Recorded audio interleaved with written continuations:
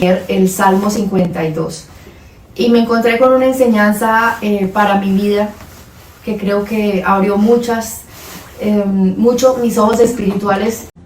Ahora, yo no le estoy diciendo que si usted y yo hablamos, pues siempre vamos a errar. No, seguramente habrá cosas en las que podemos llegar a ser expertos y saber un poco más y hablar y van a salir bien.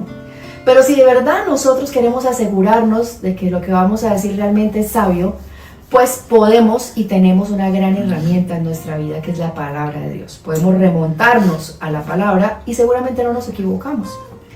El domingo pasado el pastor Manuel Vadillo nos decía que debíamos, quiero tomar la lección ahí, ¿qué debemos hacer con la palabra? Debemos oír la palabra, leer la palabra, estudiar la palabra, memorizar la palabra, meditar la palabra. Uy, muy bien, esta gente está muy pila hoy. Quiero ver si aquí hay... Los arrastró, si aquí nadie contestó. Un abrazo para mi Jairito que estaba viéndolo. Bueno, entonces, él hablaba de memorizar la palabra y yo pienso que memorizar la palabra realmente es una gran herramienta. ¿Por qué hay que memorizar la palabra? Porque es munición. Él nos decía, mira, cuando Jesús fue tentado en el desierto, él no tenía una Biblia, tenía un celular donde podía ir a consultar la palabra. Él tenía su palabra ya memorizada y le contestó a Satanás, escrito está 3 veces. Cuando tenemos situaciones en la vida en las que tenemos que reprender algún ataque, si tenemos una palabra memorizada, eso nos puede ayudar, es una herramienta. También nos recuerda las promesas, ¿no? Muchas de esas, y son las que más recordamos e intentamos memorizar. El Señor me dijo esto y yo me aferro a esto y lo repito cada que mi carne me quiere decir que esto no se va a cumplir. En la palabra podemos memorizar, por ejemplo, quiénes somos, y cuando nos sentimos apachurrados, tristes, acongojados, podemos recordar nuestra identidad que está reflejada en la palabra. Pero también porque la palabra es verdad. Entonces la palabra nos cuida de errar al hablar. Hoy yo les quiero hablar de 3 usos para los que no se hizo nuestra boca. Quiero empezar por el primero. ¿Para qué no se hizo nuestra boca? Nuestra boca no se hizo para criticar, no se hizo para juzgar, para atizar fuegos, para intrigar, ni para hablar mal de nadie. ¿Por qué es importante memorizar la palabra? Porque cuando no tenemos la palabra de Dios en nuestra mente, adivine qué queda. Nuestra opinión y nuestra palabra. Entonces nosotros vamos hablando de lo que nosotros opinamos. Y ahí es cuando estamos expuestos a equivocarnos. Porque solamente está nuestra opinión y nosotros pues no somos infalibles. Nuestra opinión básicamente no es garantía de que estemos en lo cierto. Pero si nosotros a diario consultamos la palabra y como nos recomendó el pastor Manuel, la oímos, la leemos, la estudiamos, la meditamos y la memorizamos, esa palabra que Dios trajo a nosotros nos puede servir. La podemos guardar como un tesoro, atesorarla, grabarla. Y entonces cuando la necesitemos, pues tenemos una herramienta ahí para usarla.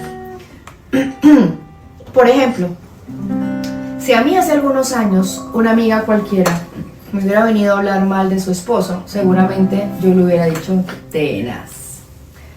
Yo te digo una cosa, esas cosas no se perdonan tan fácilmente porque en cualquier otro momento vuelve y te la hacen. Tú tienes que valer tus derechos, crear un precedente. Eso no perdones tan fácil, mándala a dormir al sofá. Eso hubiera sido seguramente la Giovanna de hace incluso muy poco. Pero no es realmente lo que el Señor espera que salga de mi boca. No. El Señor no me ha mostrado a mí palabras diarias durante tantos años, ni ha intentado edificar mi vida, ni cambiar mi corazón, para que con mi boca yo destruya lo que puede ser un proyecto que está en proceso de construcción. Entonces, ¿qué hacemos? Pues oramos por ella, ¿no? Por nuestra amiga, oramos por su esposo, oramos por ese matrimonio. Y si es el caso, pues damos una palabra, pero una palabra de consuelo, una palabra de esperanza, una palabra de vida. Reemplazamos nuestra palabra, nuestra opinión, con una palabra que edifica, que no destruye, que no asesina sueños.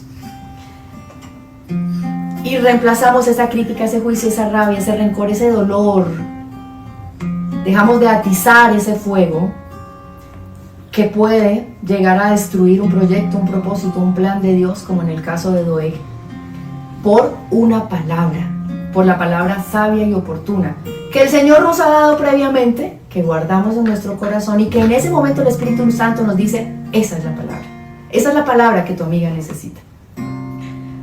Segundo, nuestra boca no se hizo para hablar mal de los que creen en Dios, es decir, de mis hermanos, pero tampoco para hablar mal de los que dicen creer en Dios.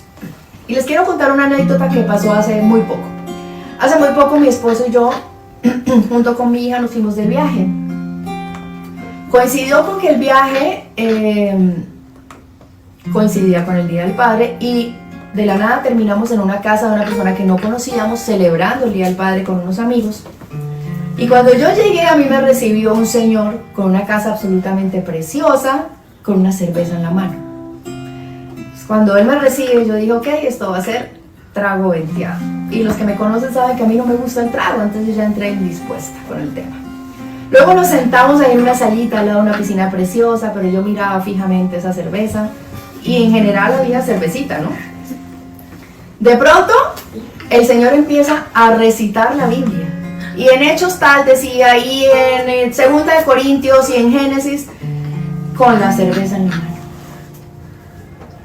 Y mi esposo sabe que yo lo miraba con una mirada de juicio. Yo decía, con mi mirada yo le decía, ¿cómo vas a recitar tú la Biblia con una cerveza en la mano? Perdón, o sea, no puede haber nada más incoherente.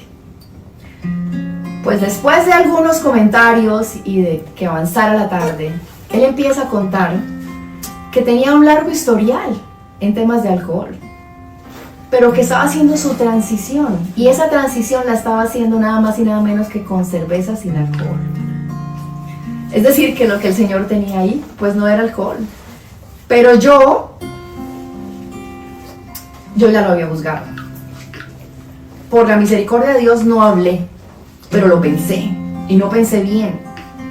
Pensé mal, entonces en ese momento me sentí mal. ¿Saben por qué?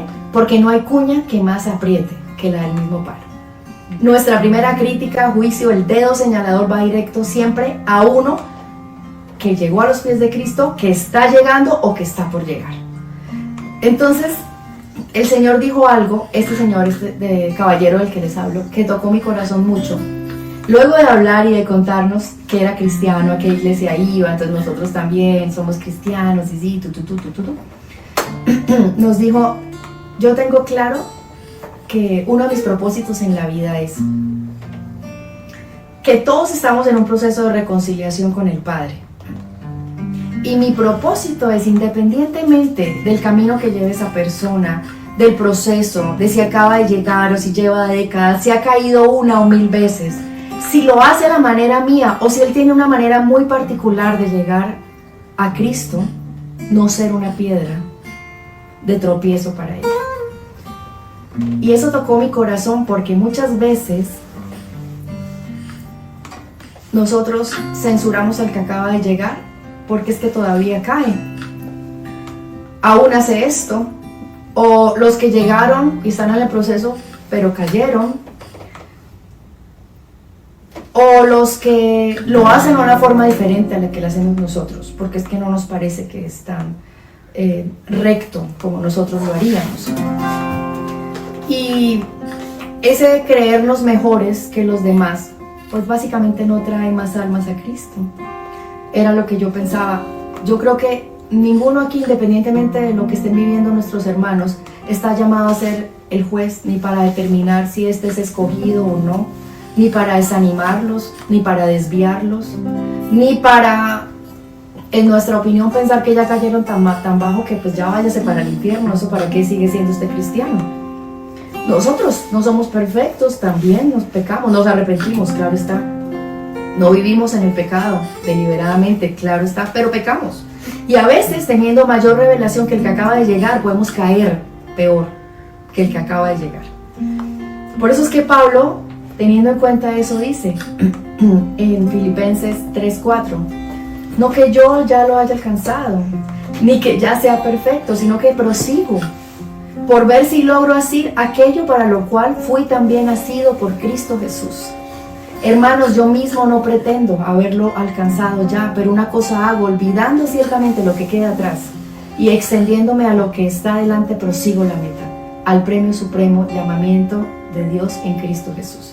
Ahora, si lo que nos sentimos son muy curtidos en esto, si llevamos 20 años en el Evangelio, yo le invito a que lea Mateo 7:2, que nos dice: porque se les juzgará de la misma manera que ustedes juzguen a los demás. Con la misma medida que ustedes midan a los demás, Dios los medirá a ustedes. Entonces, por ejemplo, hacemos grandes oraciones por las generaciones venideras, porque es que esta nueva generación que viene es la que realmente nos va a hacer esa transformación, ese avivamiento. Son los pastores, son los maestros. Pero nos encanta hablar de los hijos de los demás. De si son caprichosos, de si se portan mal, de si son groseros. Y yo pienso, no hay nada más incoherente. Porque si estamos hablando de oración por las futuras generaciones, entonces de nuestra boca tiene que salir palabra viva para ellos. Y si se portan muy mal, pues tenemos que orar por ellos. Orar porque sus papás sean sabios, porque encuentren el camino para educar a sus hijos de la forma en la que el Señor lo espera. Pero hablando mal de los hijos, de nuestras amigas o no amigas, pues no estamos haciendo básicamente nada por las próximas generaciones. Y otra cosa que me llama la atención es, hablamos mucho de la gente que está haciendo la obra. Entonces, hay cantantes que nos gustan y cantantes que no, porque no lo hacen a la forma en la que nosotros estamos esperando que lo hagan. Hay gente que nos gusta cómo evangeliza y hay gente que no nos gusta cómo evangeliza. Hay gente que nos gusta cómo enseña, pero hay otros que no tanto. Y nos gusta criticar la obra y decidir si esa persona está haciendo la obra realmente de manera efectiva o no lo está haciendo, cuando no tenemos ni idea qué hay en el corazón de las personas, ni qué proceso están atravesando, ni qué quiere hacer el Señor con esas personas que de pronto hacen la obra de una forma diferente porque tienen que llevar el Evangelio de una forma diferente. Entonces dividir no es hacer la obra, y un flaco favor le hacemos a Cristo emitiendo juicios desde nuestra opinión, sin conocer realmente el propósito de Dios para esas vidas. Y tercero, nuestra boca no se hizo para quedarse callada. Nuestra boca se hizo para declarar la palabra de Dios sobre todo y sobre todos.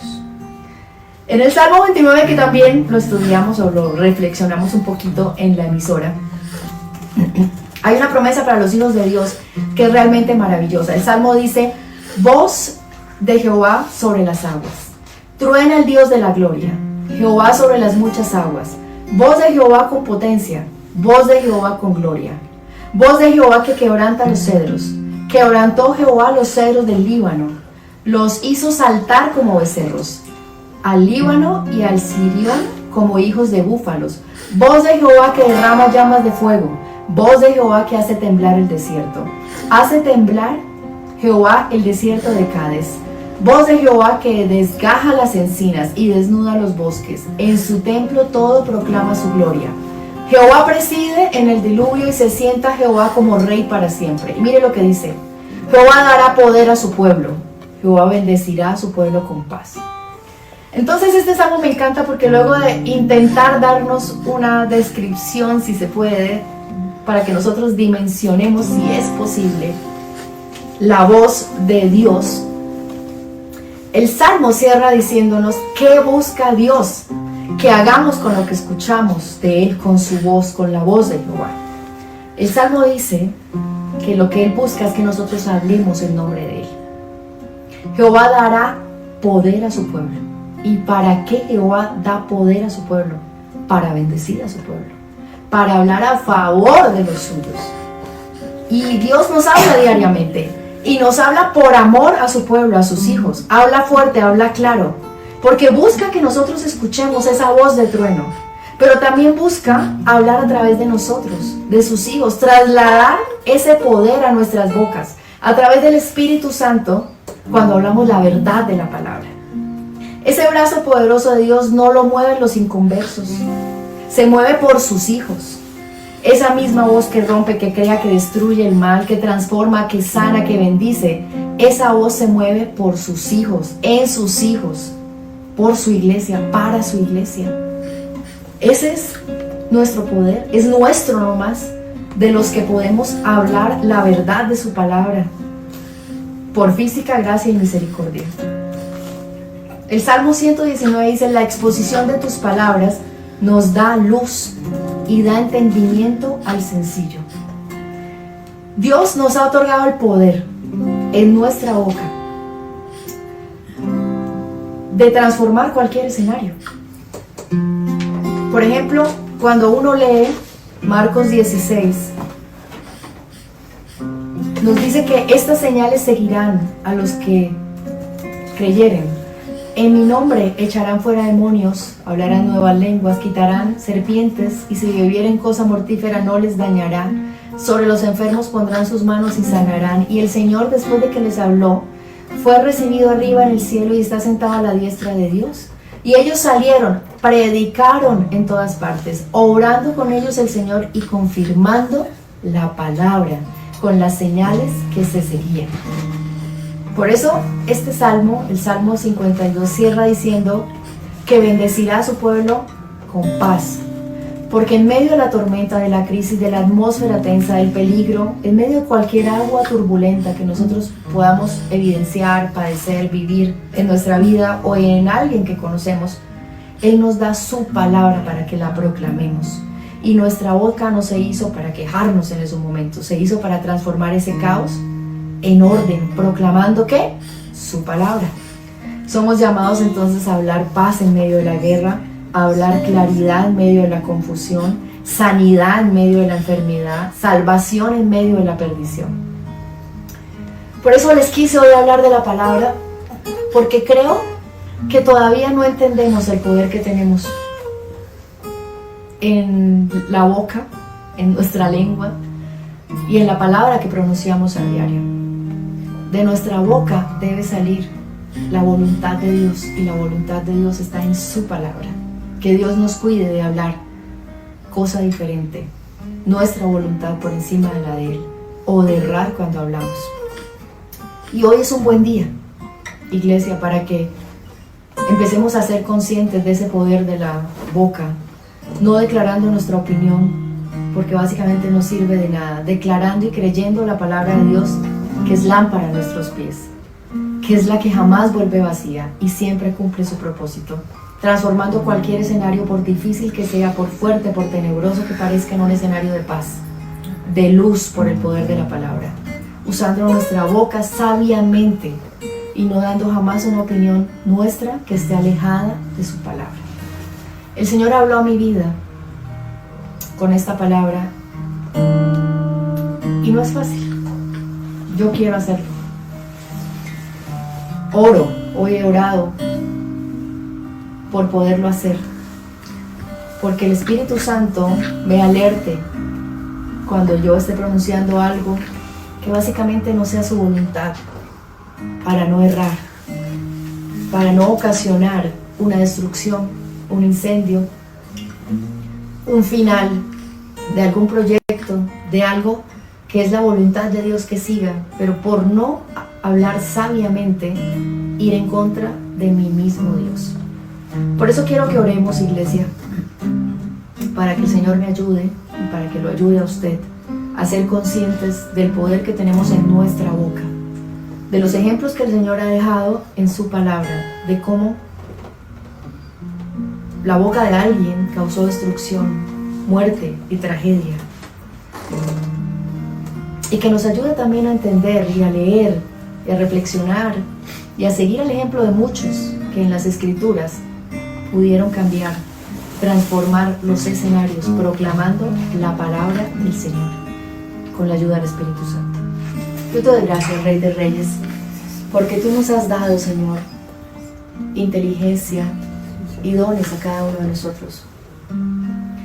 Ayúdanos a usar la inteligencia, los dones, las capacidades y nuestra boca a tu favor, a favor de tu pueblo, a favor de nuestros hermanos, a favor de la iglesia de Cristo, a favor del territorio que nos diste, de la obra que pusiste en nuestras manos, de nuestros trabajos, del colegio, de nuestros hijos, de nuestros hogares, de nuestras familias, a favor de los que tú amas.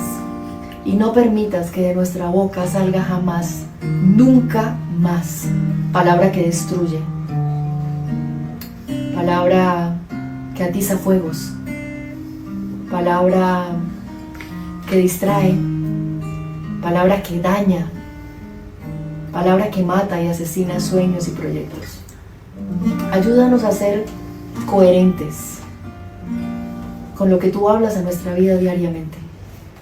Y si decimos amarte, amar tu palabra y amar a tu pueblo de tal forma que podemos declarar cada día tu palabra sobre ellos y las promesas que hay sobre tus hijos. Ayúdanos a amar y a grabar tu palabra en nuestra mente, en nuestro corazón. Y que cuando entonces nos des la oportunidad de abrir nuestra boca, que sea para decir algo dentro de tu inmensa sabiduría contemplada en tu palabra. Gracias, Señor de señores.